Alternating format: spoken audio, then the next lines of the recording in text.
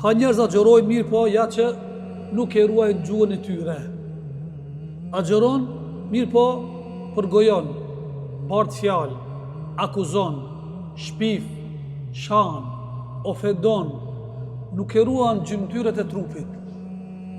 Sikurse me një anë është i suksesshëm, me një anë nuk është i suksesshëm. A qëllimi kryesor dhe final është që agjerimi me reflektu të na. Agjerimi më të përmisu, më të korrigju, më të bëjë më i mirë se sa ki qenë. Andaj dërguari Allah ka thënë në një hadith të tij: "Men lam yada qawla zur wa amala bihi falaysa lillahi fi hajatan an yada ta'ama wa sharaba." Dëgjoj më mirë.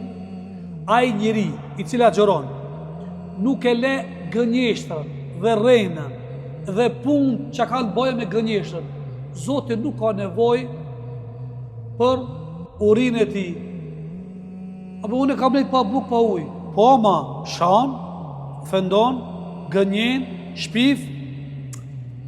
Shikoj sikur se do mu na avancu Allahu më shumë. Po se po, mos bangra, mos më pi. Mirë po dhe goja jote mos të vret njerëzit.